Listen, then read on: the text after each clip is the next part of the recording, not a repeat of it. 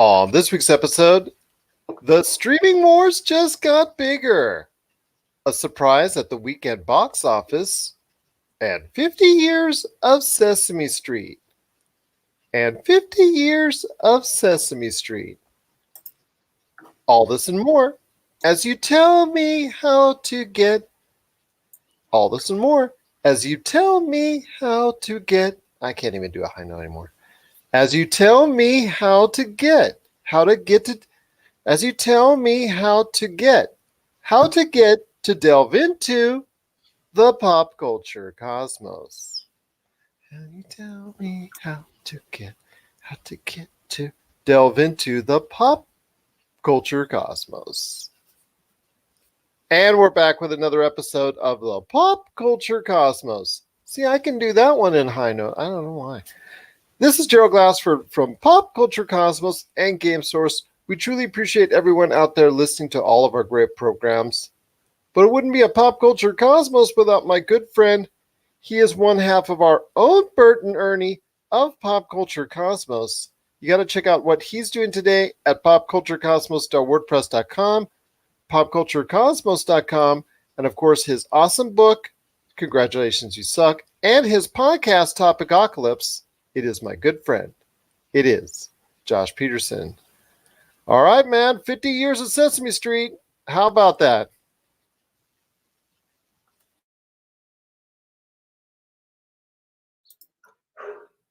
I'm sorry, hold on.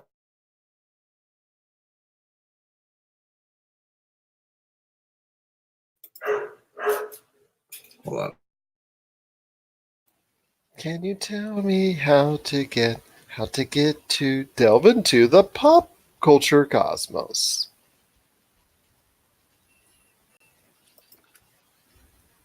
All right, so 50 years of Sesame Street. Yeah, it's crazy that's been on that long. It's the longest running kids show I think in existence, right? It's I don't know. I know they've made a lot of changes over the years, but yeah, man, gotta hand it to them. Big Bird is an icon. I wonder, why they never went about trying to like make a film out of it, kind of like what the Muppets did.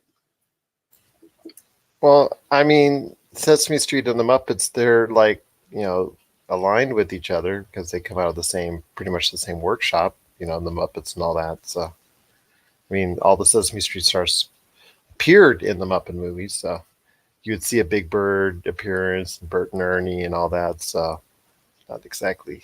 It's kind of weird how they kind of differentiated that, between the Muppet Show, because they actually did cross-pollinate. Well, you know what? We'll talk more about that here in a bit when it concerns 50 years of Sesame Street and the cross-pollination between Sesame Street and the Muppet Show and how that evolved and all that. We're going to talk about we're going to share our thoughts on 50 years of Sesame Street and the influence it's had in our society coming up a little bit later in the show. Plus, we're going to break down the weekend box office. Also, as well, we're going to be talking at length with Disney Plus coming on the way November 12th. It's finally here. It's finally going to become available this week for all and everybody to see. We're going to give a breakdown of the streaming services, well, the major ones, anyways, because there's so many. It would take up actually probably 5 of our shows. So we're going to go ahead and break down the major streaming services that are either here or on the way. And we're going to say which ones we kind of like and which ones we're kind of interested in and which ones we think maybe people should start thinking maybe that's not the direction they want to go into later on here in the program. There's an off-the-cuff segment coming up later in the program as well with Rob McCallum. And Josh, I know you have some thoughts on it. I know you have some music thoughts to close out our show. I sure do, so you better stay tuned. Absolutely. It's going to be some great conversation today, but it all starts off with, like I said, the weekend box office. It was a very interesting weekend with not 1, not 2, not 3, but 4 new films that came out this weekend at the box office for Veterans Day weekend. And I just want to say that it was kind of like a surprise, but it's still kind of like a disappointment because Midway, even though it did not win the Friday previews, actually Dr. Sleep did, it is looking like it's going to be coming out on top, just eking ahead of Dr. Sleep. Midway coming out right around the domestic charts around $17.5 million, which I guess, is not really that good, that strong. In fact, it's, with a close to 85 to 100 million dollar production budget, probably does not bode well for the movie overall. That's still not saying. I mean, if you're at least going to have a number one at the domestic box office title, that they can go ahead and hang on it for their ads and promos going forward. But yes, overall, it's not going to be doing that great as far as a moneymaker. Doctor Sleep came in second at about $14 million here domestically. And unfortunately, with that one as well, you have a situation where that one was earmarked for a little bit of financial success, but unfortunately, it's not going to go ahead and garner that type of return on its investment as well. So you have a situation between those two playing with fire. Of all the movies that came out this week, that one might actually even come closest to turning a profit, because that one can't have cost that much to make, and it actually, instead of totally bombing at the box office, which it looked like it was going to, actually ended up making about $12 million this weekend for the kids out there.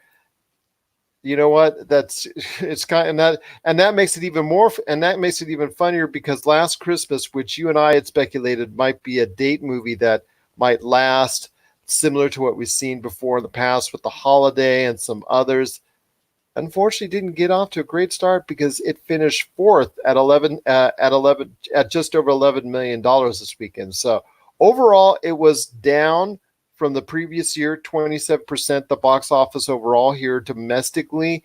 International numbers are showing it's not doing much better at this point in time. So I want to hear your thoughts with these four movies really not making an imprint.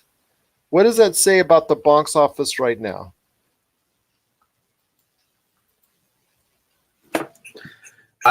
Here's my thoughts, all right? Because I know we would kind of discuss this before the show. Like, I don't think that people are going to see movies anymore, at least not the way that they once did. They're not consuming them as much as they were once consumed. Like before, you had all these different types of films from all these different studios, and people were going to watch these, all the time, regardless of whether or not they were good. But now, because the movie ticket price is so high, people are only going to see certain things. They're picking and choosing what they want to watch, and then waiting until they come out on a streaming service or Redbox or whatever it might be. But I'm also like, I have a question, because I've been thinking about this with Last Christmas. Do you think it would have fared better had it come out like the first, either Thanksgiving week or the first week of December?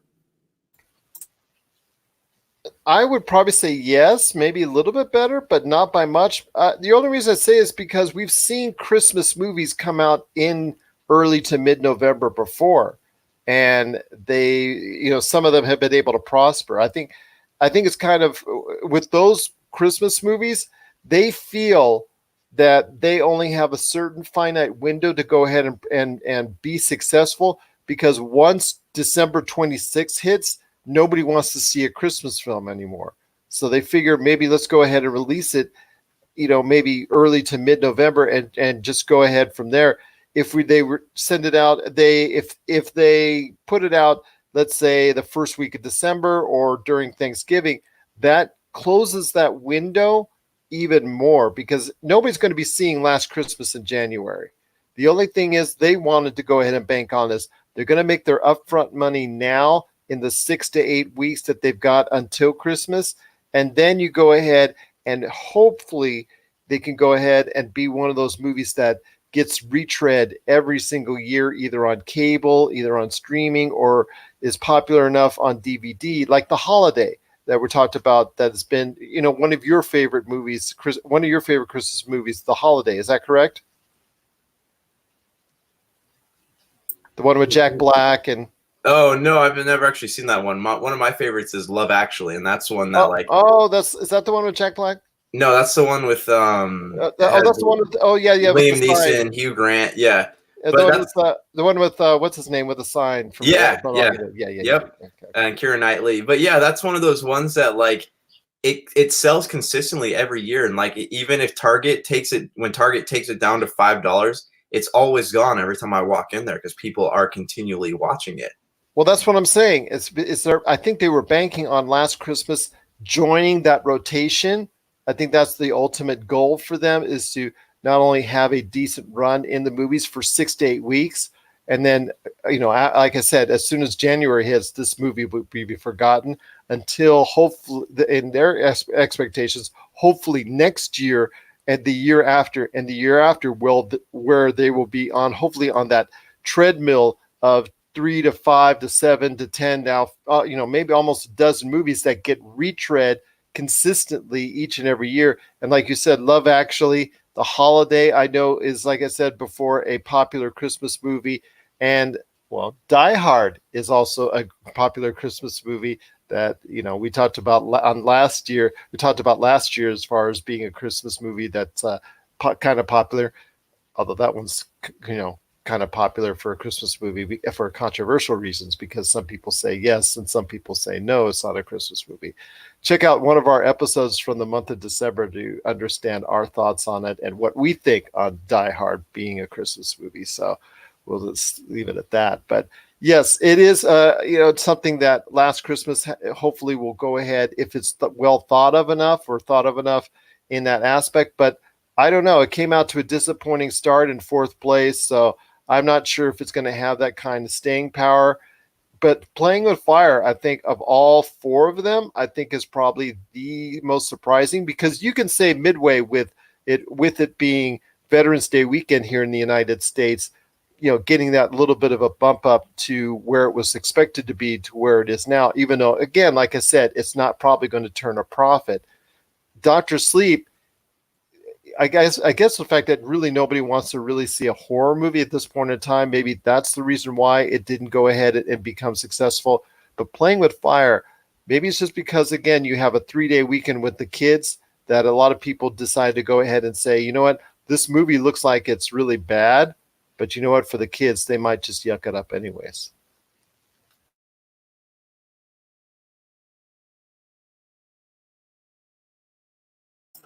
Sorry, computer's wigging out. Yeah, I mean, it's in this weird time right now where, like, there's all these sporadic holidays in between, in the month of November and December. So it seems like, and with public schools too, like all in California, like all the public schools here get half days on Wednesdays, and once a month they'll get a day off. So it seems like if parents are looking to take their kids to do something or to see a movie, especially if it's, depending on the weather, it just seems like it would be a nice thing to go see, just some random kids movie. So I don't know much about it. Like we said, like they did a better job of marketing that movie. I mean, the signs were not only in your city, but in mine as well. Yeah, they're all over the place. Like I actually saw trailers. I've seen banners on the internet. So either, there's just days when parents are wanting to take their kids to the theaters, or the marketing really works, even with bad movies. So if that's the case, then perhaps some of these other studios should take some notes from, Playing with Fire and see what happens. But yeah, I don't know anything about it, but it seems like maybe marketing a movie to the best extent you can does work. Maybe it does, but that also drives up the price point. And the fact is, yes, we're talking about how much more successful than it was, anticipated in being. But I think still it's not going to generate that much interest overall, because it only earned $12 million here at the box office, which is not a substantial amount, just enough to maybe say, hey, you know what, with any kind of longevity, it could probably either break even for the studio or maybe get a small profit at best. So these four movies as a whole are not going to be well remembered, or not even going to probably be remembered a year from now, unless Last Christmas gets on that machinery as far as being repeated, as far as maybe a cult classic or a Christmas movie that a lot of people want to go ahead and check out, similar to Love Actually and The Holiday. So we'll have to wait and see where all these movies line up by the end of the year. I think they're all going to get steamrolled here in the next couple of weeks, because you've got Frozen 2 and several other movies lined up. And then in December, you've got Jumanji. And of course, you also have Star Wars, The Rise of Skywalker, which are going to dominate the box office. And by the time those movies come out, these four movies all will probably be forgotten. What are your thoughts out there on the weekend at the box office? Are you still going to take a chance? Are you still going to get the chance to go ahead and check out these movies? If you are, which ones would you see? Which one are you going to see? Share us your thoughts, popculturecosmos@yahoo.com. Also, as well, Pop Culture Cosmos, Humanity Media, and Game Source on Facebook, Twitter, and Instagram as well. And I have an update on the box office. One last note that is interesting about a movie that is doing really well, because you said it best, my friend. People are now being really selective on what movies they go see and what movies they are going to go ahead and attend. Well, one movie that they did attend and attended to in droves is most likely, will, by the time we speak again on Friday, have gone over the $1 billion mark, and that's The Joker. So it is now pretty much a sure thing because it's at $984 million worldwide. So by the time you and I speak again, it will have gone over $1 billion. And that's just amazing for a movie that, certain individuals at Warner Brothers were very unsure about making. Certain individuals here, us, this earlier this year, were very uninterested in seeing, and somehow they managed to turn around a lot of these people as far as saying, you know what, I didn't want anything to do with this movie, and I didn't want anything to do with this movie, and have turned it around into a situation where, you know what, it's become the most profitable comic book movie of all time.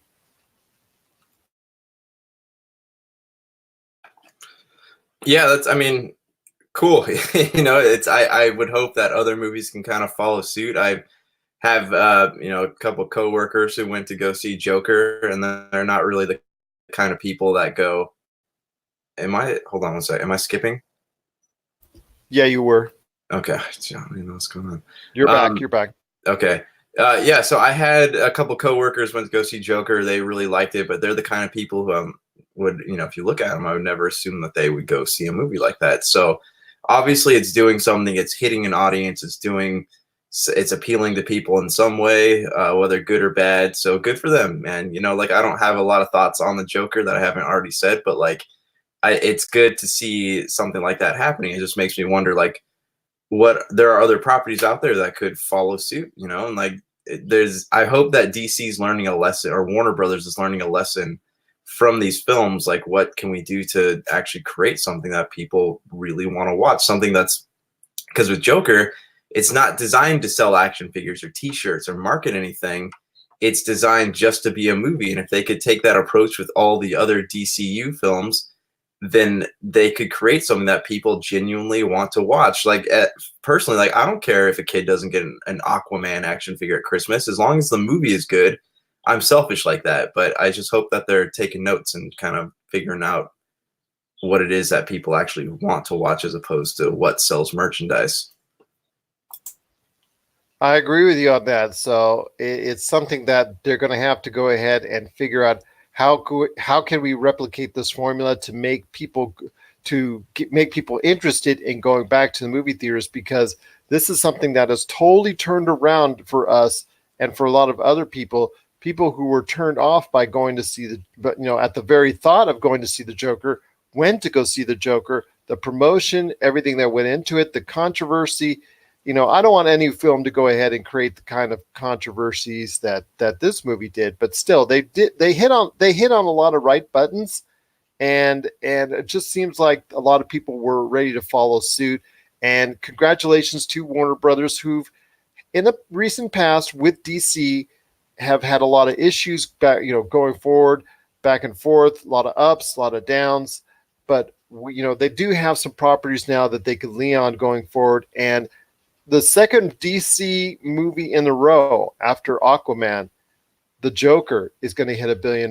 So that's 2 in a row for them, for the DC universe. So you've got now a line of properties with those two and Wonder Woman that have generated very positive reviews and very positive word of mouth, and also a lot of money. So this could be a good future now set up for Warner Brothers, and it comes just in the nick of time with HBO Max, which we'll talk about a little bit later in the show. My friend, 50 years, man. I know that's not just exactly that's not only my age, which is, I know, old. I know, I get that. But still, 50 years of a great series has come around. And we talked earlier this year about 50 years of Scooby-Doo, which also was a great kids programming, great kids television program, which has had an influence on our pop culture. But 50 years, man, on the day that we record this, Sesame Street came out on PBS. Your thoughts on 50 years of Sesame Street, the kind of influence it's left with our society, and where do you think it will go from here? So I kind of been disconnected from Sesame Street for a long time. I'm impressed that it's still on, and I know that it's something that has literally touched across generations. Like it was something that was on, when my dad was younger, it's something that was on when I was younger, it's something that's still on for kids today.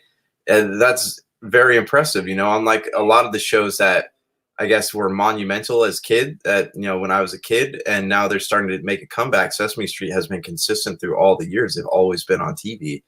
And I think that that's really cool. I know I'd asked you this before the show started. It makes me wonder, like, why they never did film. They made an actual Sesame Street film, much like the Muppets, and you're saying they came out of the same studio, but like it's a big name, so it feels like they would want to profit off of it in some way. What are your thoughts, though? Well, the only thing with Sesame Street, remember, for so many years it was associated with PBS, so they didn't want to get that image of making the Sesame Street name. I mean, sure, they were licensed Sesame Street for toys and so many different other things that they would go ahead and associate the Sesame Street brand name for. But I think maybe delving into a movie aspect for as far as Sesame Street, maybe that would have not been commercially the right thing to do, because of the fact, again, you have the situation where it's PBS and people think they should be going to see Sesame Street in a free fashion.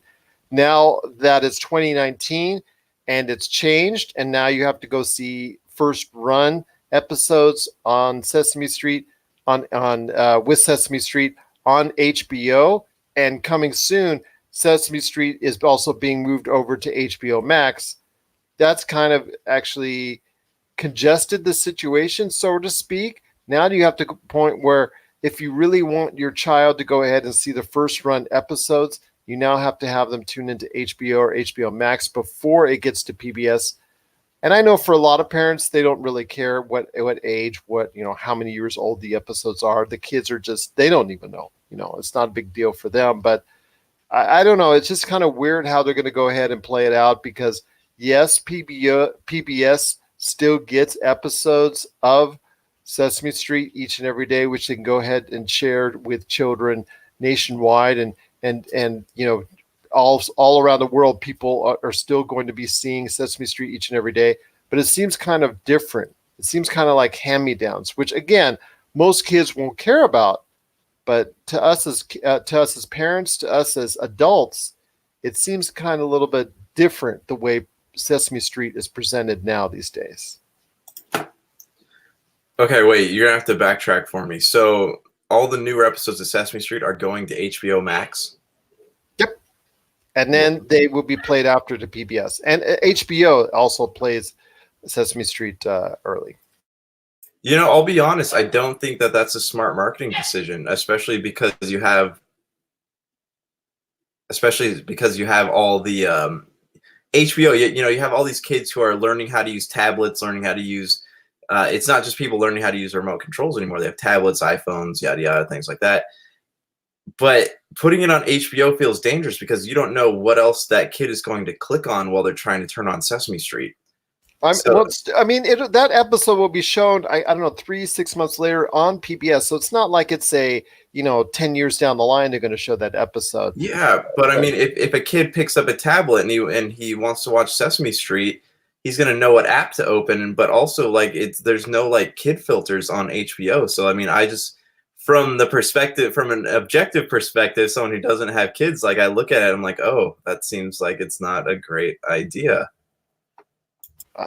Unfortunately, because the right situation is going to be played out. In fact, it's going to be a major marketing tool for HBO Max going forward, and also what you see already with HBO. But yeah, the first run episodes of Sesame Street go there. It gets played shortly thereafter on PBS, but it does seem like a situation where PBS gets the hand-me-downs, which is kind of disappointing overall for PBS. But still, to the kid, to the, the 1 year, the 2 year, the 3 year kids that are just learning their ABCs and 1, 2, 3s, it's not really that big a deal which episodes that you're going to be seeing, whether it's a year or 2 years ago a year or 2 year episode that they're seeing, or if it was done 6 months ago or whenever. I mean, the fact is PBS has such a library of its own Sesame Street programs that they could go ahead and keep showing in perpetuum, that kids can still learn and whatnot and still appreciate. Although it's funny how these kids are still able to go ahead and gravitate towards Sesame Street, even though there's with all the animation styles that are out there and all the different types of children's programming that they're inundated with. It's amazing how Sesame Street, even at 50 years old, can still resonate with a younger audience because, you and I have seen it.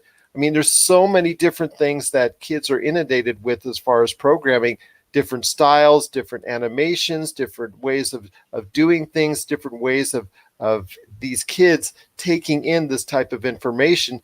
It's surprising that Sesame Street, even at 50 years old, whether it's HBO, whether it's HBO Max, or whether it's PBS, can still go ahead and still enjoy this information that Sesame Street still wants to give even after 50 years.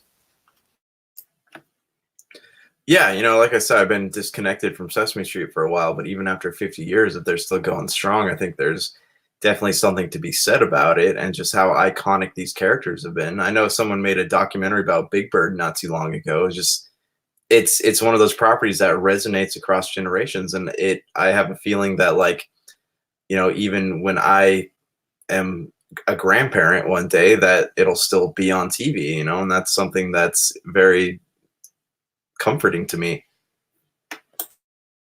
It's still very comforting to a lot of people out there as well. Although, will you be Grandpa Josh, the destroyer of Cheetos, at that point in time, Grandpa? I might be Grandpa Josh, the destroyer of. Caught you good that time, didn't I? Yeah, I don't even know where I was going to go with that thought. Anyways. I'm sorry. I lost my train of thought. Okay, go on. Yes. But it is Sesame Street. It is going to be something, it is Sesame Street. It is 50 years old as we speak. It's a great monumental achievement for television. And that's something I want to ask you. I mean, with all the children's television programming that are out there, have been out there, and that are still out there, even after all these years, where do you put it in the pantheon of children's programming? Because I'm putting it at or near the top. In fact, you know what? I'm actually, go ahead, erase that. I'm actually putting it at the top of all children's programming. I mean, ahead of Electric Company, ahead of Electric Company, ahead of any of the Looney Tunes or any of the other facets of children's television, which we've known over the years. I would probably put, just for their educational, importance, I'm putting Sesame Street as number one on my list for all-time children's programming. I don't have the beloved history with Sesame Street that you do, but I would, it wouldn't be in my top 10, but it'd definitely be in my top 20. Even if it comes to importance, what it teaches you and things of that nature, because this is one of the few television shows for children over the course of many years that have actually gone out of its way to teach you and bring something to the kids that the kids will retain and remember, as far as at least gets the basic starters for them before they go ahead and head to school. Yeah, so I always came up on Schoolhouse Rock stuff, that was my jams growing up. But for Sesame Street, I remember a few episodes, but I don't remember anything that I learned from it. So it's just, I don't have the experience with it that you do, but I do admire how they do try to teach kids how to do things, and that is something that is important, because if you look at a lot of cartoons on Cartoon Network these days, it's more adult than it's being sold as kid cartoons, but it's more adult than anything else. So I do admire Sesame Street for that, in that aspect. I'm just a pill. Yes, I'm only a pill. And I'm going up to Capitol Hill. Conjunction Junction, what's your function, man? There you go. There you go. Indeed. Yes. Schoolhouse Rock was great. Yes. I enjoyed it when I was a kid. I get that. I understand that. I mean, those were great animated series in and of itself. But unfortunately, ABC didn't stick to it. That's the thing. But PBS has stuck by the side, and of course, so many different contributors, and of course, us as consumers who bought all the Sesame Street related products have stayed by the side of Sesame Street for 50 years, and it's something to be congratulated with. It does have a remnants with kids all around the world because it does a good job of teaching kids the fundamental basics to at least get them started with numbers, with words, with letters. I think it has done so better than anything else out there. And it just truly is remarkable that even after 50 years, the future of Sesame Street still looks bright. Yes, it does get a little cloudy because they're not getting the first run episodes, but those episodes eventually do come over to PBS after they hit the HBO Max train. And I understand again that it's going to be a major marketing tool for HBO Max and their side of the children's programming going forward. But again, we'll be talking about HBO Max here in a sec. But yes, overall, 50 years of Sesame Street is to be congratulated, and here's to another 50 years of Sesame Street. What are your thoughts out there on 50 years of Sesame Street? Are you liking the fact that Bert, Ernie, Big Bird, and the whole rest of the gang, Oscar the Grouch, and the whole 9 yards are celebrating 50 years of greatness? And are you okay with the future of where the series is going now that it is leaning towards HBO, going to be on HBO Max? And yes, it still will be part of PBS, but it's not exactly it's not exactly it's not exactly going to be the key component of their whole distribution cycle. Share us your thoughts, popculturecosmos@yahoo.com. Also as well, Pop Culture Cosmos, Humanity Media, and Game Source on Facebook, Twitter, and Instagram as well. Well, coming up next, Josh and I are going to be coming up next, Ron McCallum has his off the cuff segment, and then right after, Josh and I are going to be talking about, should I put that in? Let's see. Well, coming up next, we're going to be talking about streaming services because Disney Plus is here. And are you ready for it? And why are there so many? And the choices are so many. We'll help you break down some of the more important streaming services out there coming up right after the break. This is the Pop Culture Cosmos. And we're back with the Pop Culture Cosmos. It's Gerald Glassford along with my good friend Josh Peterson. All right, my friend. Disney Plus is here. Starts this week, November 12th on Tuesday. In fact, probably by the time you're hearing this, you're going to get all pumped, all amped, whatnot, if you're hearing this on Tuesday or anytime this week. So I ask you, my friend, are you excited for Disney Plus coming this week to screens everywhere? Provided you on Tuesday you download that app, of course. I kind of am. I'll be like, I wasn't too big on it at first because all these streaming services, they're exhausting, man. There's just so many of them. But with Disney, it kind of feels like it might be worth my money, especially, in this time period now, right? Because with the bundle that comes with Hulu and ESPN, so that's 2 subscriptions that can be merged into one. There's also the fact that with Star Wars coming out, I can watch all the Star Wars movies leading up to it. I can watch The Mandalorian. I just more so than any other, because there's enough Disney has an advantage because their library is big enough to justify paying that price point so that I can have something to watch all the time. Whereas Netflix and HBO and things like that, there's only certain shows at certain times that I'm going to watch. So I'm in and out of those subscription services. But with Disney, it feels like it'd be more worth my money, if that makes sense.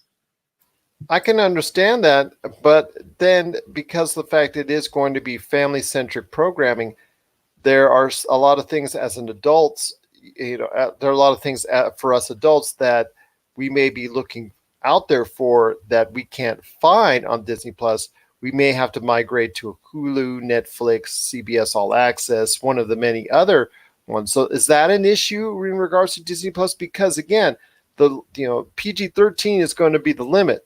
You're not going to be able to see anything R-rated or anything really risque, or even some of the more, I guess, PG-13 movies that kind of lean towards the R instead of towards the PG. Those movies won't even be those movies won't even be on Disney Plus. I mean, for instance, Die Hard. I don't think you're going to see Die Hard on Disney Plus. You're going to see that on a Hulu, for instance, even though they now have the Fox property. So I ask you, is that going to be an issue? Because again, everything on Disney is going to be family centric. No, it's not, because I mean, I'm fine with the $12 a month thing. Like, I can still dive in and out of other subscription services. As for Die Hard, Aliens, and stuff like that, I have a feeling that we're going to be seeing that stuff pop up on another, avenue of Disney streaming. If not Hulu, maybe some kind of Fox app that Disney owns that then they could bundle in with the rest of the stuff. I have a feeling we'll be seeing something like that very soon. But yeah, it doesn't bother me for right now, because I'm still okay with diving in and out. Like, say if there's a show on HBO I want to watch, I'm fine paying the $8 to watch that show for that month, and then canceling the subscription. I'm fine going in and out of different services still. With Disney, though, I feel like this is a one that might be worth continuing with, like keeping it running all the time, just because I can't tell you how many times ever that I have wanted to be like, oh, I want to watch Mighty Ducks, or oh, I want to watch Heavyweights, or some of those old Disney classics, and now I have a place to watch them without having to hunt them down on the internet. And that's something that's been very interesting, how Disney has held a lot of these movies just in the vault for years. I don't know if they were actually predicting this, but remember, they used to go with all these Disney classics. They used to, bring them out occasionally and things of that nature for special runs and all that. And as noted by several people over the course of the past few weeks, that they've been holding back on this. I don't know if they were anticipating this type of format, but my gosh, they're going to go ahead and utilize it now. And for a lot of people, it's really special, because a lot of those kids' movies, which, they were able to see at one point in time, which were only in limited release formats thereafter, they're not going to go ahead, like you said, and have it right there. The Black Hole, maybe even Treasure Island, those other movies that have been well thought of, cult classics over the course of the years that really have not been available in any format or much in the way of being able to see. Those movies will probably be available at some point in time on the service, if not November 12th. So that's going to be exciting for any of the Disney fans out there, not to mention all the big blockbusters that are on there. So, whatever Marvel movies. I know they're not going to have all the Marvel movies right away, but they will have them at some point in time. The Star Wars movies. National Geographic is a major part of it. So if you're a National Geographic nut, you're going to be able to have that at your, pretty much right there for you as well. So Disney Plus looks like it's going to be a very solid value, and they're being smart about it, because they're coming in at a decent price point, which is going to be around $7 a month if you go month to month. But there's bundle packages which make it even cheaper. So check them out right there. But yes, at $7 a month here for Disney Plus, when it comes out November 12th, that is a very solid value right off the get-go. And I think it's going to create quite a competition between them and Netflix going forward in the foreseeable future. The other major entity I wanted to some of the other major entities I want to talk about coming up in a sec, but I do have to mention again, like we talked about last week, is HBO Max. I mean, HBO Max has really forked over the cash, not only to get Friends, they've got, again, like we talked about, Sesame Street, they've got the Hanna-Barbera stuff, they've also got, they've got South Park coming on the way, they've got a ton of stuff going there. DC stuff is going there. The CW stuff is going there. So they're going to have a ton of stuff right away when that comes out in May of 2020. So I ask you, my friend, with all that's going on with HBO Max at $14.99 a month, which is one of the higher services, I won't disagree with you on that.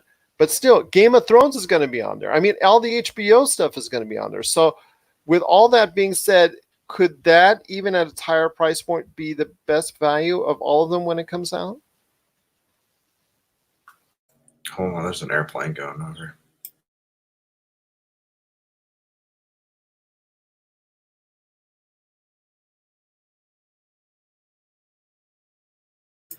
No, I don't know, man, because I was actually listening to a podcast earlier, and they're talking about how nobody really knows what's going to be on HBO Max. Like they don't know if it's going to be if there's special programming, is it going to be an exact copy of HBO Go? Nobody really knows anything about it. So, if it has Game of Thrones, cool. Is it going to have shows right after they premiere? That's the big question, because I think that's going to be what gets people into this app. Because if it's just a place to go to watch old HBO shows, then why would they not just get HBO Go? Because I know HBO Max is being headed up by the guy who used to work for AT&T or still does or something like that. But it feels redundant to have two different HBO apps. Well, I mean, they're going to have quite a library. They're going to have all the DC stuff. Again, the movies, the television shows. They're going to have Hanna-Barbera. They're going to have, I think, even Looney Tunes. They're going to have also as well as Sesame Street. So they're going to have a broad base of stuff that Disney Plus and that only Disney Plus and Netflix can actually have that kind of variance. So to me, I see a big three forming, just like in the old days of broadcast where it was ABC, CBS, and NBC. I do see maybe by maybe as early as next year, maybe as early as the end of next year, or by no later than 2021, you're going to have a situation where there's going to be a big three of Netflix, HBO Max, and also Disney Plus. Those three are going to be vying it out.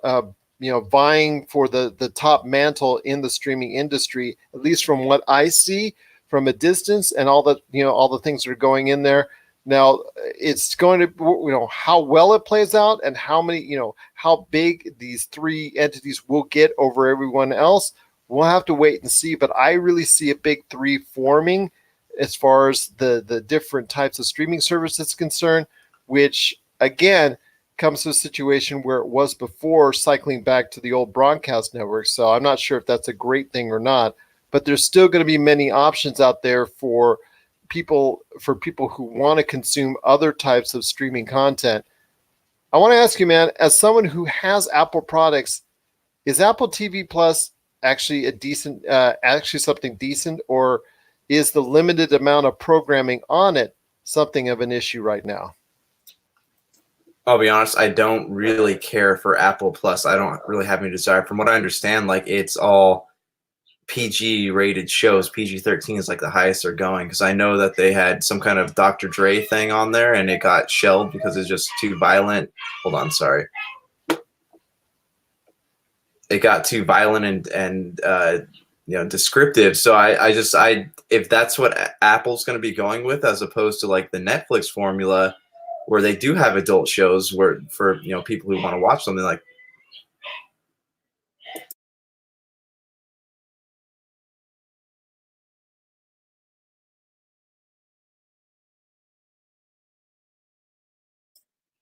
Oh, sorry. Yeah, I don't. Apple's, from what I understand, like they're not doing the adult themed shows, kind of like what Netflix has. So I don't know what's on there for me. I'm waiting to see the reviews on some of the shows that come out before I, go ahead and dive into that.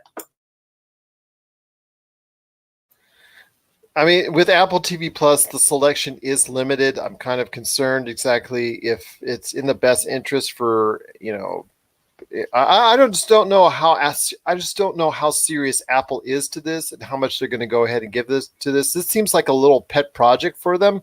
I mean, they've got some, like 4 shows that are, that have big names on it, so they were willing to fork out the cash. But it's just 4 shows, yes, and Snoopy in Space, and a couple, and an Oprah series, and that's it. I mean, there's not much there, and for $5 a month it's just, to me, $60 a year just doesn't seem like a good value yet for anybody who wants to buy into it. Now, mind you, you get it free for up to a year if you buy a new Apple device. So if it comes free, it's there for you. That's great. But paying $5 a month for it right now with all the other stuff that's out there, I'm not sure it's that great of a value at this point in time. But that could change if Apple truly gets serious and truly wants to commit to being a contender in the streaming market. I mean, it's not like they don't have the cash. It's not like they don't have the funds. So this is something that we'll have to keep an eye on to see if it gets better. If they start buying out libraries like HBO Max paid over $500 million for South Park, and they paid a lot for Friends, and they paid a lot for other series to come to their network. So we'll have to wait and see exactly how that lines up. But yeah, I want to ask you one last thing on Apple Plus. Do you think they will go ahead and commit to it, or do you think this is just, again, on one of those other many famous pet projects that they've had where they're a little bit into it for a little while and then they just bail out of it and start selling more iPhones again? That's the big question, isn't it? Because these are all these markets that Apple's getting into: video games, television shows. They're markets that they don't need to get into. They're markets that they clearly did fine not being in those markets. So it feels like these are just experiments to me. Like, what else? What other markets can we dominate? It feels like there's no need for them to be in these markets. So if these do fail, I don't think that they'll have any issue cutting the cord from them. Those dogs are yours. Are they like getting in a fight over there? No, he's scratching his back, and he always does that.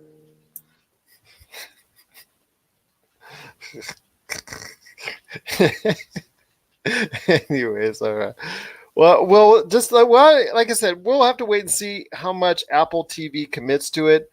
I don't know. I'm not a big fan of it yet, but it's something that, it provided, again, if they ever decide to fork over the cashola even more and buy an extensive library or libraries that will go ahead and support the basis and foundation for the network, it can go ahead and be something special. But for right now, it's pretty much an afterthought, even for those who have it free on their Apple device.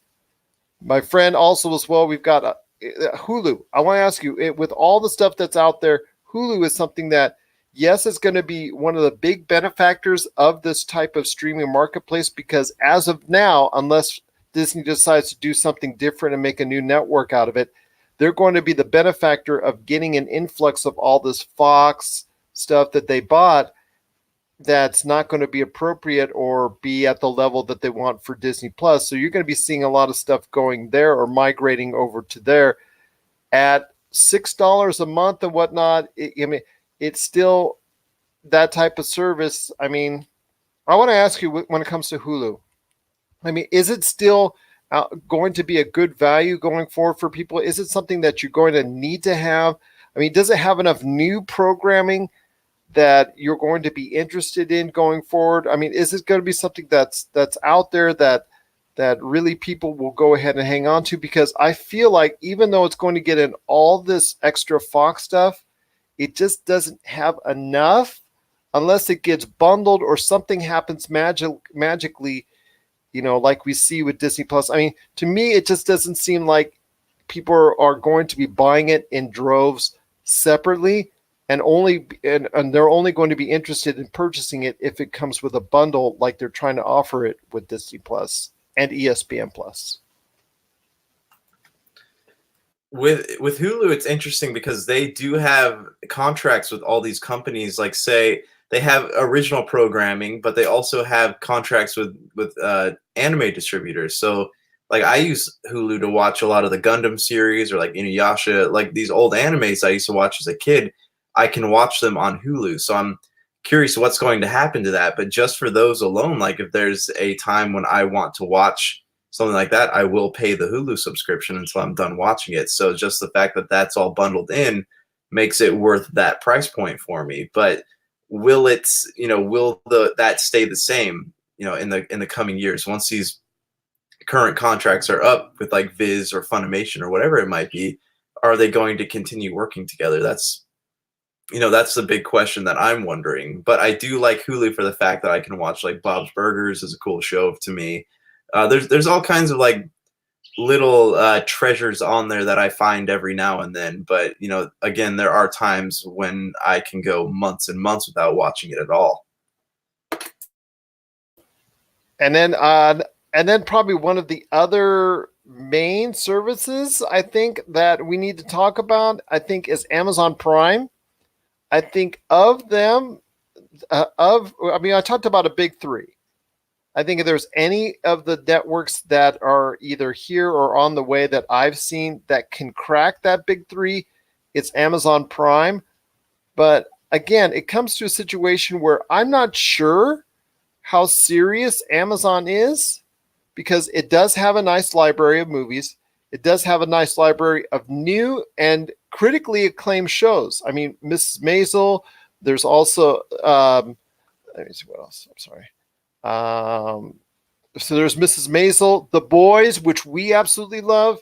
There's also Jack Ryan, Fleabag, The Man in the High Castle. I mean, there's just a lot of there's some good stuff there.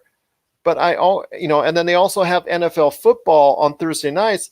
But I want to ask you, my friend, do you see Amazon really putting? I mean, I think they need to put a little bit more emphasis on Amazon Prime Video, because I know people have it for some people have it for video, but I still feel like people have Amazon Prime mainly for the shipping and other advantages outside of the video than just the video itself. Well, yeah, Amazon Prime, at least to me, is just a perk of having, Prime Video is just a perk of having Amazon Prime. That being said, if they want to compete as a streaming service, like, I love that you can attach all these different things to them, whether it's HBO, Stars, Cinemax, whatever it is, you can attach all these things to your Prime services. But also, Prime as an entity in itself, like, they have some great shows, yes, but they don't update their content enough. They don't have enough original content coming out. They don't have their movies. They don't update their movies a lot. And when they do update their movies, they're only like, I'm so sorry, they only have like 3 or 4 movies. So it doesn't, I don't feel like they take themselves serious enough as a streaming company, right now. I don't think that's their main focus. And that's a shame, because they have the foundation of what could really be something that could be at the level of a Netflix and also a Disney Plus and also even an HBO Max. They have the fundamental foundation for that. I mean, you have Amazon, who has lots of cash.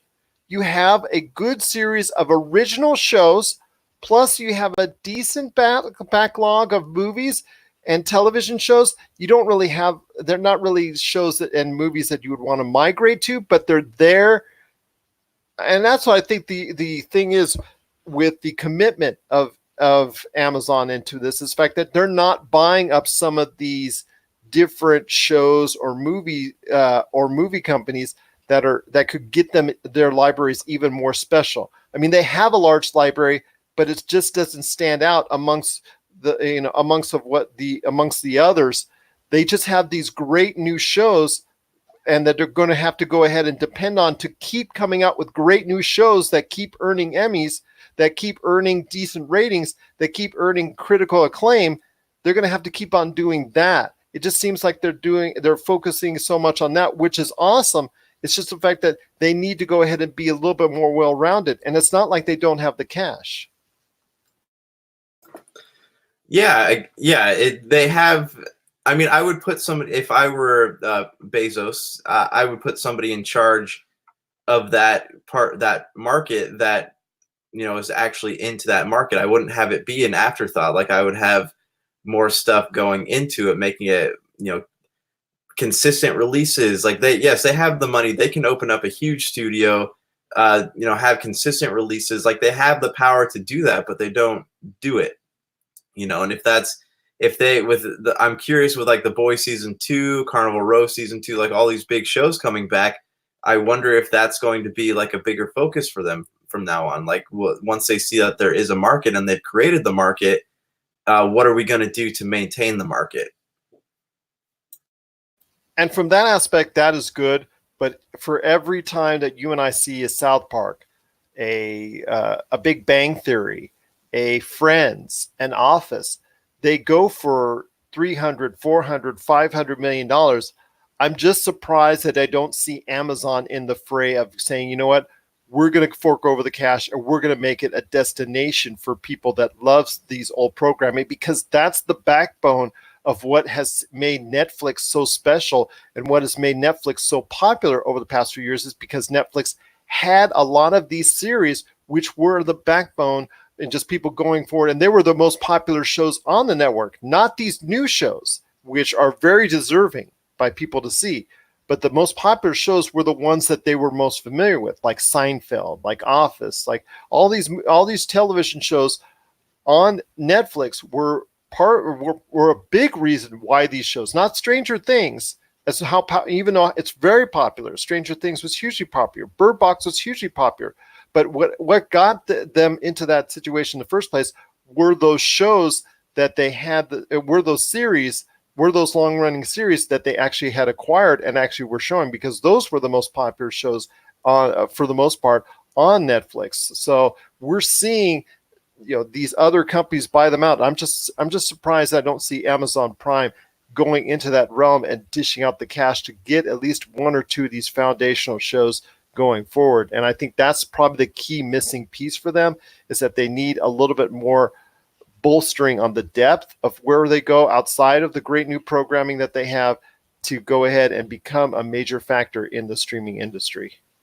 Well, before we head on out on this issue, my friend, I got to ask you, is there any other streaming service you see that could be a viable contender in the space? I mean, we talked about the NBC Peacock service that's coming next year, CBS All Access, which is great. It has it has some decent original programming. Like, we've talked about all the stuff from Star Trek that they're doing, plus some other great shows that they have there. And then there's a litany of dozens and dozens of streaming services that are out there. Most of them are channel related, but still, do you see any other streaming service, any other streaming service standing out and becoming one of these, higher upper echelon streaming services that we have to go ahead and check out each and every month? No, not really, but I do think that Sony has the potential to become something like there with Crackle. I don't know if they still manage that very well, but they had some original. I don't think they ever did. I thought Crackle was a Sony.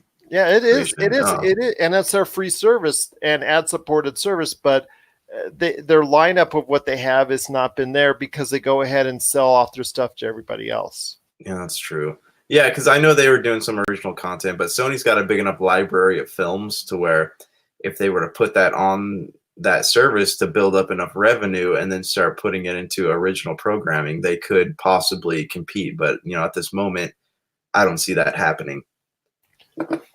What if Disney did end up buying them, as what has been softly rumored over the past few years? How big a bonus could that be to Disney Plus? It'd be a big bonus to Disney Plus, but it'd be a huge boon to the film industry. That would be the beginning of the end of everybody else. I'll be honest, that's just something it sounds cool, but it's not something I would want to see. I hear you, my friend, but still, just something to think about out there. But there are so many different streaming options. We'll keep reporting on it right here at the Pop Culture Cosmos. We want to hear your thoughts. We want to know what you're interested in, what you're looking forward to, what you have already, and going forward, what streaming services are you going to be? What streaming services are going to be a part of your home going forward? Is it HBO Max, Apple TV Plus, Peacock, Disney Plus, which is coming out this week, CBS All Access? You got Netflix, Hulu, Amazon Prime Video. I mean, the list goes on and on and on. We know it's going to go ahead at some point. The marketplace is going to have to go ahead and shrink just because there's just too much going around. But for right now, it is a free-for-all in the landscape of streaming services. And we want to hear your thoughts on what you are looking forward to in the streaming world right here. Just let us know. popculturecosmos@yahoo.com. Also as well, Pop Culture Cosmos, Humanica Media, and Game Source on Facebook, Twitter, and Instagram as well. Well, coming up next is our good friend Ron McCallum with his segment Off the Cuff.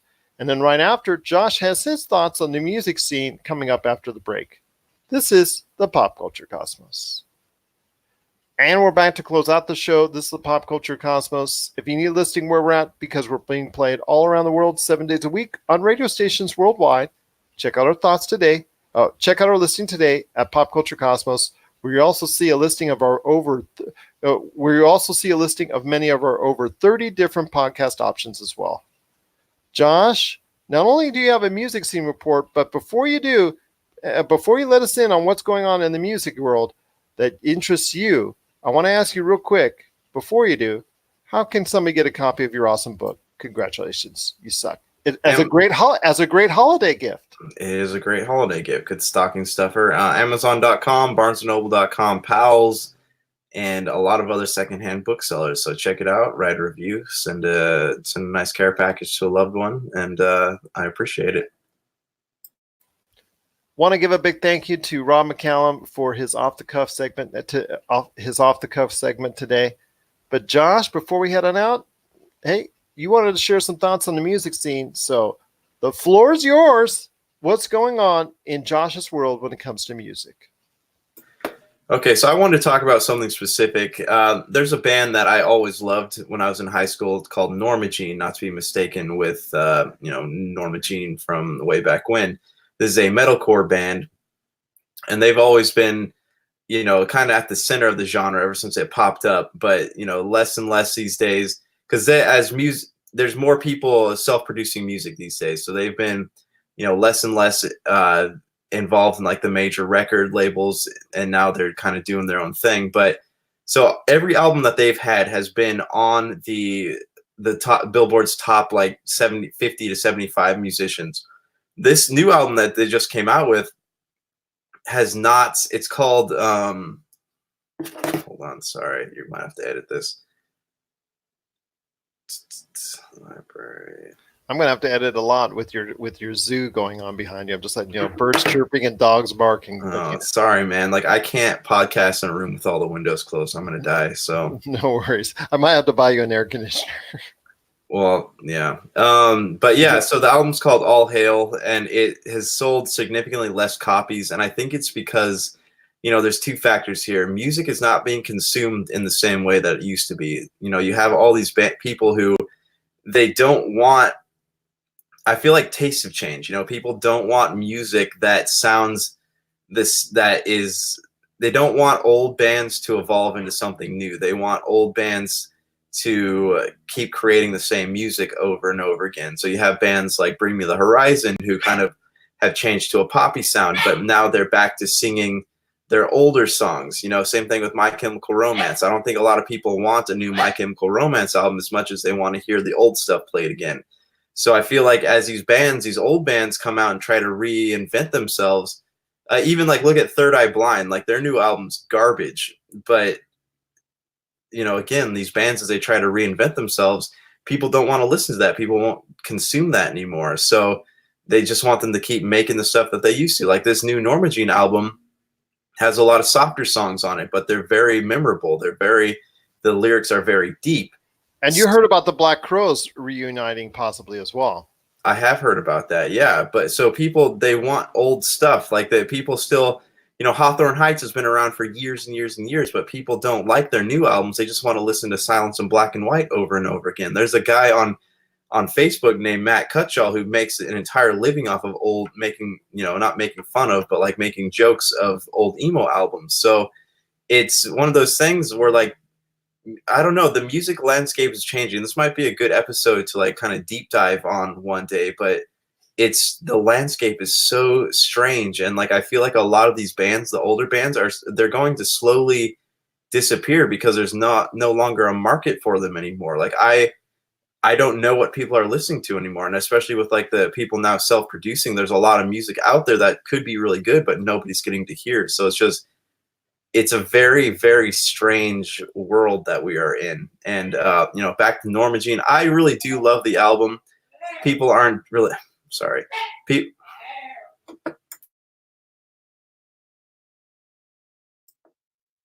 People aren't, digging it as much as the old stuff, but I like it. I recommend you listen to it. It's called All Hail. But yeah, I'll have more thoughts on music later on, but it's something that I'm kind of studying right now because I'm interested in it. Well, my friend, for you, we will dedicate a good portion of an episode coming up in the future for music and what you're talking about. I think a lot of it is money driven because when they tell you it's about the music and about the art, you and I both know it's about the money because the money being distributed out there in so many different ways is quite different than the way it was in, let's say, even the early to late 2000s. I mean, let's say the Black Crowes, for instance, when they were going ahead and it being, going on tour and things of that nature, they now can find new ways of generating money they didn't even have 10 years ago. And same thing with all these other bands that are now reuniting again. I'm not surprised because, again, there's so many different ways they can now generate funds without having to go back to the studio and create a new album if they don't choose to. So there's just, the money's there now. And I think that's appealing to a lot of these bands that were either very, very popular, very well thought of in the 90s, the last decade, in the early 2000s, or what have you, because we're seeing, more and more of these bands reuniting, even though the Smiths said flat out that they're not doing it.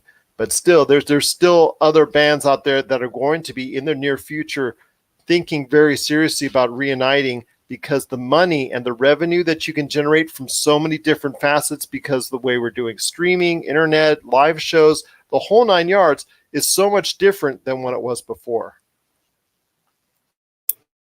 Oh, yeah, and just the way we're consuming it, and also the fact that you can make an entire album in your garage. Thrice did that with their last album. So it's just, things are changing. It's just, I think the market needs to realign itself, but I'm also interested to see how people are consuming music and what exactly are they consuming. We will have to wait and see how that lays out, but the music landscape is changing, and it's because of all the different technologies and all the different things, whatever is influencing it, the music landscape is definitely changing. And hopefully, Josh, you will go ahead and continue to fill us in on what's going on with the music scene. What are your thoughts out there on the changing landscape of everything going on in music? The reunion tours, which are getting announced by a lot of different bands out there. Share us your thoughts, popculturecosmos@yahoo.com. My friend, it's been a great episode talking streaming, talking Disney Plus, and talking a lot of other great things. On this week's episode. Any last thoughts on the way out? Nope, think I'm good today. Think I'm going to be checking out some Disney Plus this week. I'll tell you that for sure, my friend. How about you? Yes, I will be checking out Disney Plus on Tuesday. And you know what? On Friday, we'll go ahead and share our early thoughts on it. How about that? Sounds good. That, of course, there's also another great weekend at the box office coming up, plus a lot of other stuff as well, including a new Star Wars video game coming around the corner. So we'll talk about that as well. So for Josh Peterson, this is Gerald Glassford. It's another beautiful day in paradise right here in the Pop Culture Cosmos. We thank you for listening. And here's hoping you have yourself a great day.